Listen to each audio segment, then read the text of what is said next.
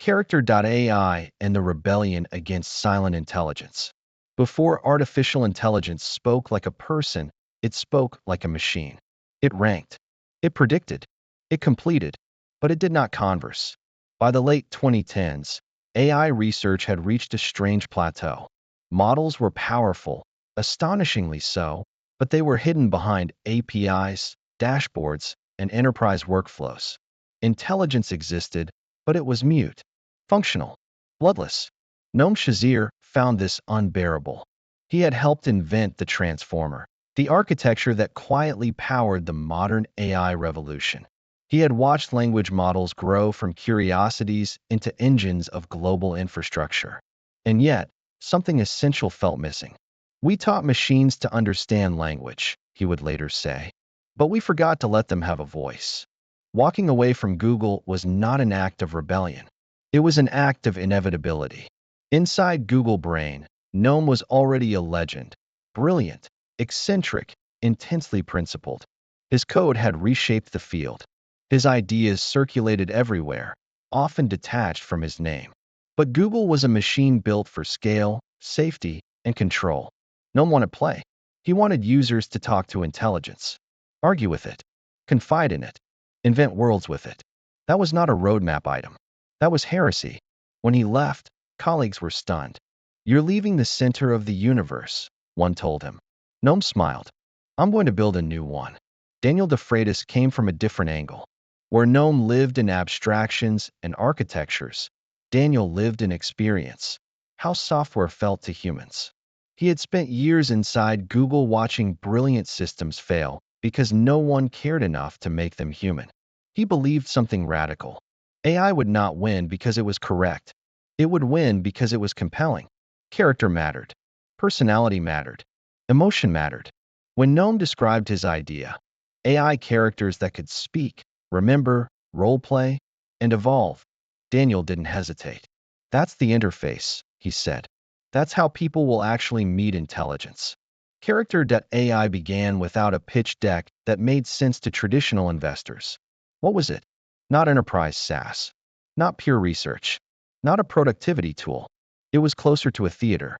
Users would create characters, fictional, historical, original, and talk to them. The AI would respond in personality, tone, and memory. Conversations could be silly, profound, romantic, philosophical. Early critics dismissed it.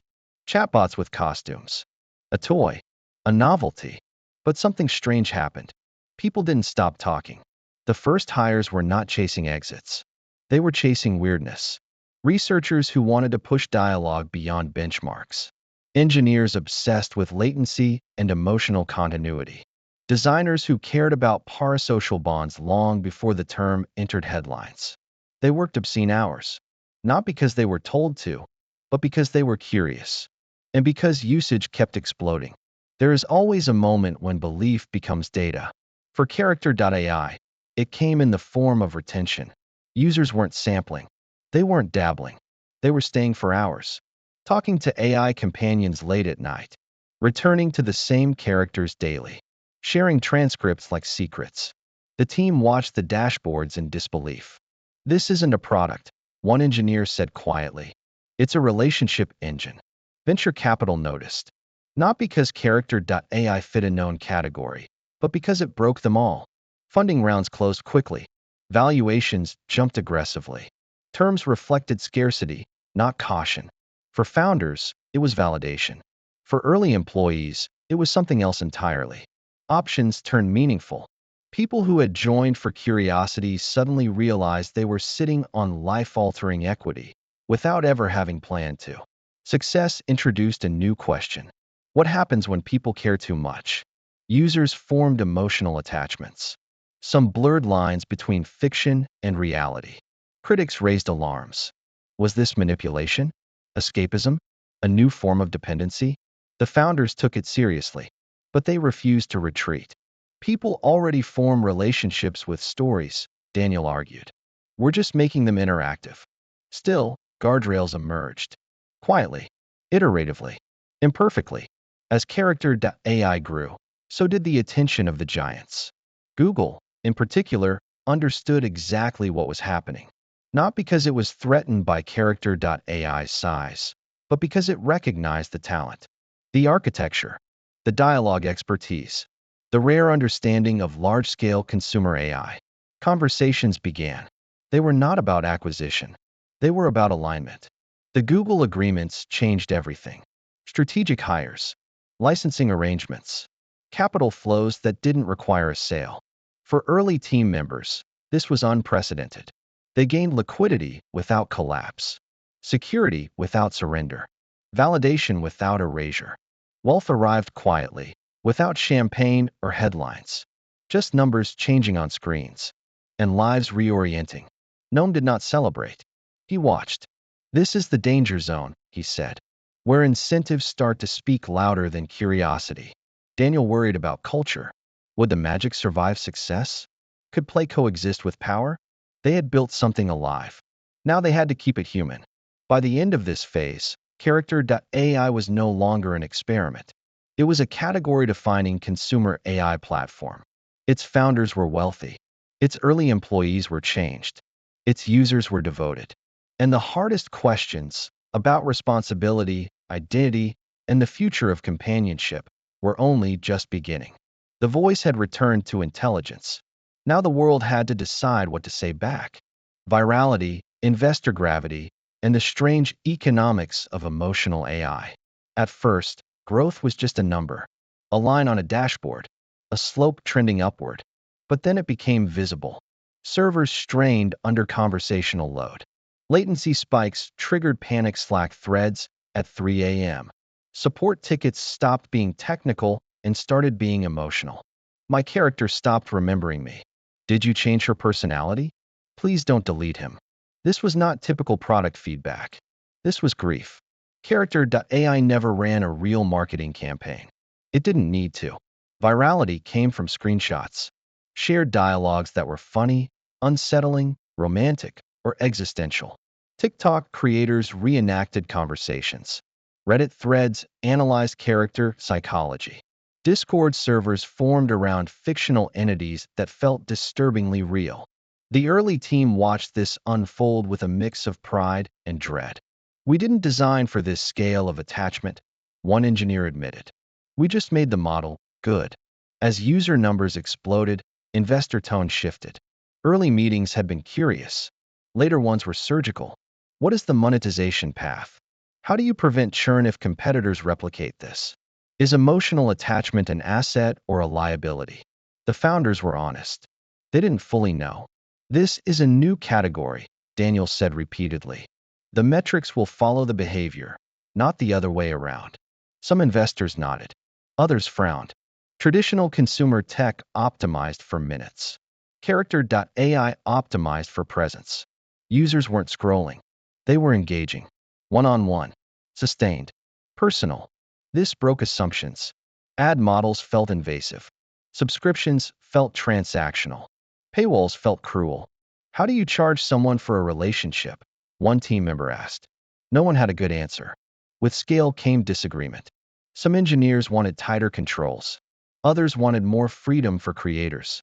Researchers worried about reinforcement loops, models adapting too well to user preference. The debates were intense, but respectful. This was not a company chasing a quick flip. It was a company arguing about what it meant to matter. For the early team, something subtle changed. Recruiters started calling them. Comp offers doubled. Titles inflated. Opportunities multiplied. People who had joined for curiosity now carried leverage. Some stayed out of loyalty. Some left for new frontiers. Some negotiated quietly, reshaping their futures without drama. This was the hidden wealth effect. Not yachts. Options. Freedom. Competitors emerged quickly.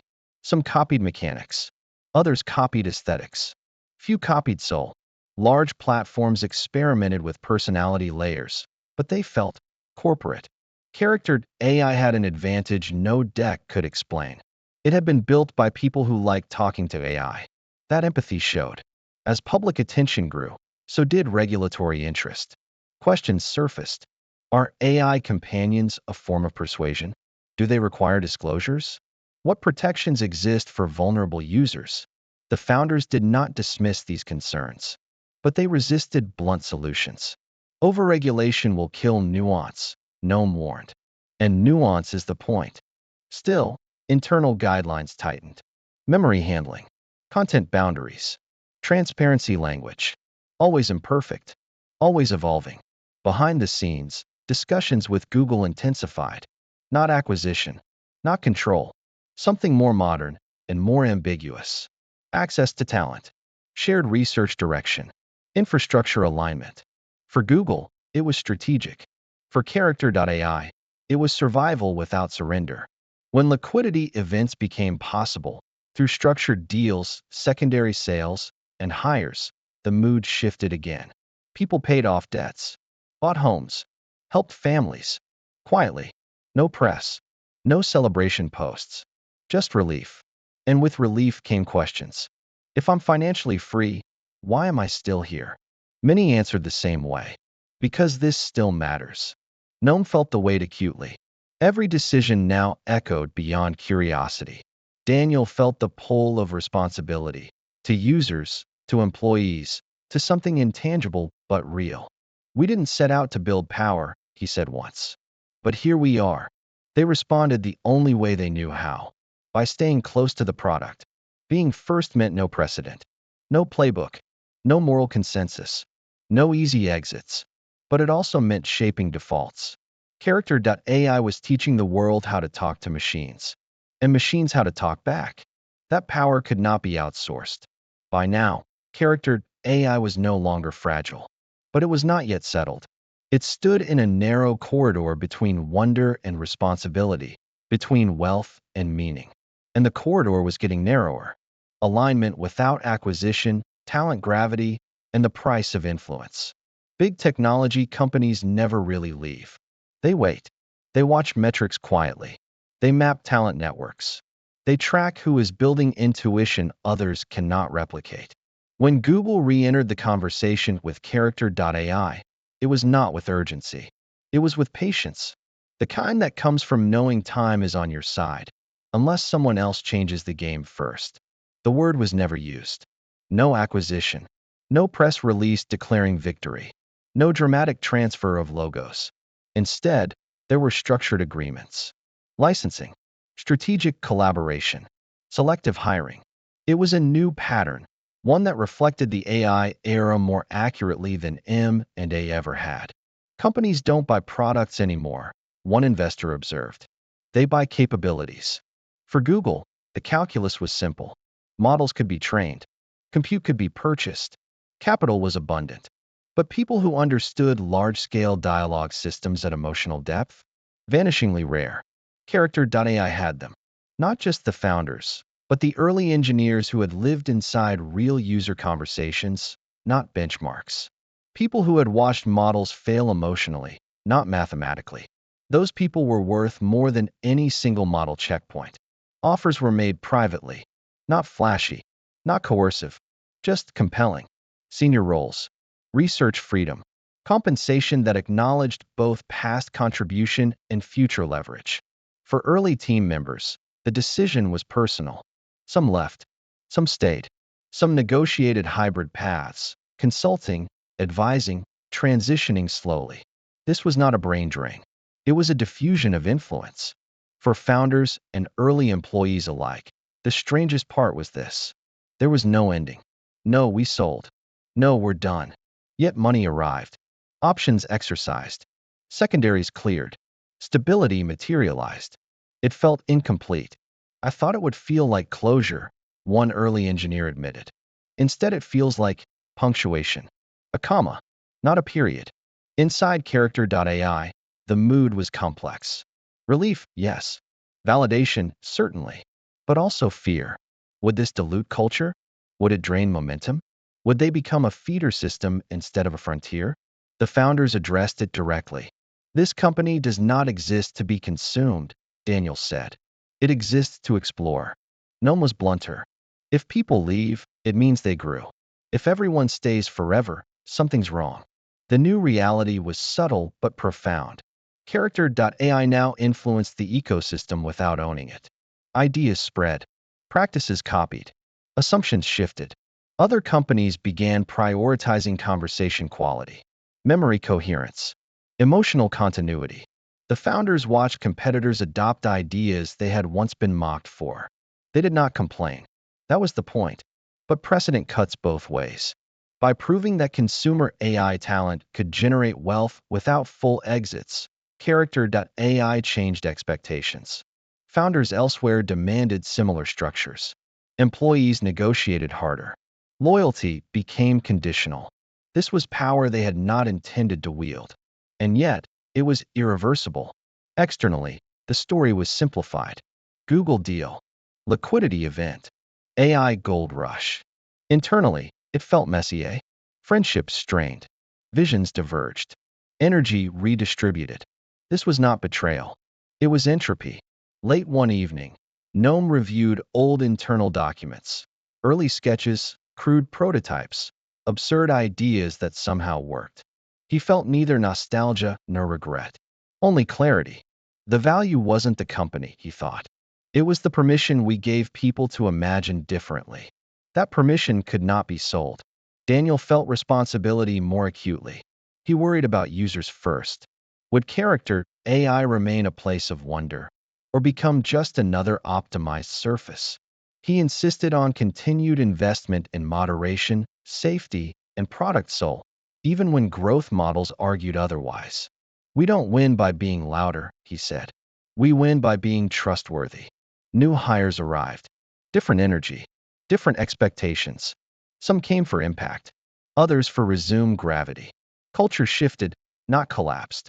This was inevitable. A company that stayed the same was already dead. By the end of this chapter, Character.AI occupied a strange position. Not acquired, not independent in the old sense, not finished. Its founders were wealthy, but restless. Its early team was distributed, but influential.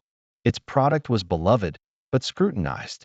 It had escaped the usual endings. And now it had to answer a harder question. What does a company do when it no longer needs to prove it can survive? Legacy, wealth without triumph, and the meaning of companionship in the age of AI. The loudest moment is rarely the most important one.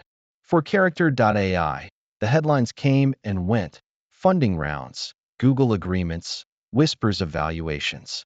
But meaning settled in later, in quieter moments, when the numbers stabilized and the conversations continued. Users kept talking, not because it was new, not because it was trending, but because it had become part of their lives. Wealth changes time, not by slowing it, but by loosening its grip. For Gnome and Daniel, the pressure to win dissolved. There was no finish line left to sprint toward. No forced liquidity event looming. No countdown clock. This brought clarity and danger. Without urgency, only intention remains. If we keep building, Gnome said, it has to be because we believe this matters. For early employees, life diverged. Some started new companies, braver now, less constrained. Some joined institutions, carrying hard-earned intuition about consumer AI. Some stayed, choosing continuity over novelty. Their wealth was not the loud kind. It was optionality, the ability to say no, the ability to pause, the ability to choose work for meaning, not survival. That, many realized, was the real exit. Even as the company matured, the ethical questions did not fade. If anything, they sharpened. What responsibility does a system have when it becomes someone's confidant? Where does fiction end when emotional memory persists? How much personalization is too much? The founders resisted absolutism. There is no safe answer that fits everyone, Daniel said. Only trade-offs we must own. Character.AI continued to experiment cautiously, sometimes praised, sometimes criticized. Both were signs of relevance. One insight became unavoidable. AI companions revealed more about humans than machines.